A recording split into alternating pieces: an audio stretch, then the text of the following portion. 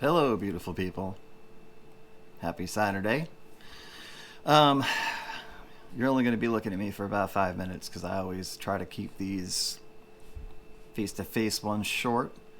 Um, I don't really like being on this side of the camera. I'd rather have you folks looking at the actual products and my crazy desk than me. But this is a PSA in part, so I just wanted you to see me so you understand. Um, feel what I'm feeling. First of all, I just wanted to go through the EA500LM from Simgot. These guys right here. My little modding project that I've been doing. If you see on the side there, those are not the stock nozzles. Those are Kato bronze nozzles. This idea came from Audio Reviews Down Under, just so you're aware, and I give credit where credit is due. And the reason behind it is to sort of take that treble down a notch on them, which it did. Now, for those of you who like the fairly spicy extended treble, those nozzles might take it down just a little bit too much. Just warning you, but the nozzles are like 12, 13 bucks. You can buy them, I think, from Linsol, Hi-Fi Go, AliExpress. Like, you can get them just about anywhere, and they're not expensive. So if you are having trouble issues with either your EA500 OG or your EA500LM, I'd highly recommend picking up those nozzles and putting them in, and you will notice a difference. It actually turned them into bass cannons too. Like, seriously.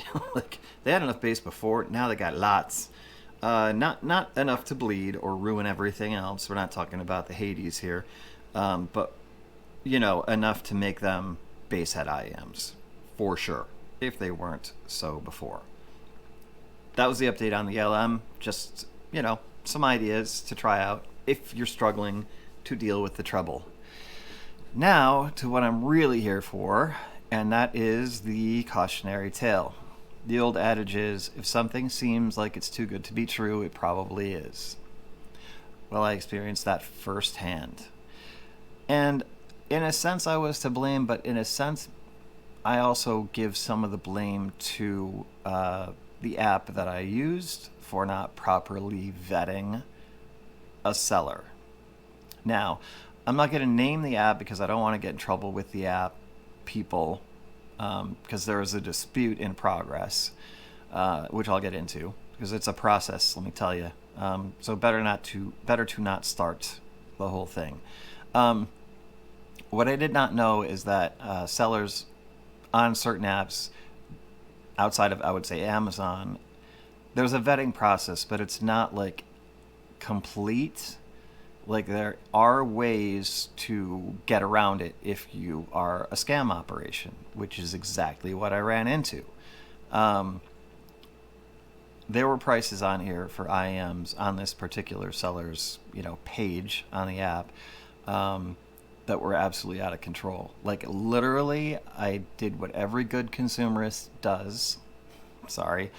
$500 spent for almost $3,000 worth of IEMs. Literally. Like, it was insane. Duno SA6 Mark II. Kinera Balder. Kinera Freya 2.0. Thaudio or Theaudio Hype 4. Grand total $486. I was losing it. I was like, oh my God. Got caught up in the moment. Like we can sometimes do. Knew I shouldn't be spending $500 at that moment. So what did I do? Put it through a firm. 12 bite-sized chunks. No problemo. No interest. So on and so forth. Then I started doing some research. Because I was like, this seems like it's too good to be true. And what I found was alarm bells immediately started going off as if the prices weren't enough. They should have been enough. I never should have proceeded with the purchase in the first place. But I looked at this seller's website powered by the app that I was using, and it started to look really similar to another website, like an established seller, one that I've ordered from many times. And when it got down to the point where I was finding discount and coupon codes from that established seller on this seller's site that had been, I don't know, 2 or 3 years expired, that's when the alarm bells really started going off. So I started making contact, attempting to make contact with this seller. I sent, I would say probably half a dozen emails, one of which was in Japanese because their address and phone number were for Tokyo, Japan. So I used Google Translate and sent a nice but firm email saying, please confirm this order, please send photos of the product in the box with the shipping label, like, or I'm gonna contest. Because they were happy to take the money, they always are. No response. Even called the number in Japan. And it wasn't like disconnected, it just rang and rang and rang and rang and rang. I tried several times during different times of the day because there's a 14-hour time difference. You guys know that. So, end of the story is that seller has vanished. It is no longer on the app. It is no longer on the internet. Obviously, I never got anything back from them via email or phone. And now I'm in the dispute process, which could take up to 90 days, during which I still have to make those payments. They will be refunded to me once the determination is made, but it's going to take a while, and it's going to be money out of my pocket for nothing. So, as if you didn't know this already, don't. If it looks too good to be true, if you see a freaking Unique Melody multiverse for like $500, it's not real. It's not. So I just wanted to share that with y'all. I care about y'all. We're a community.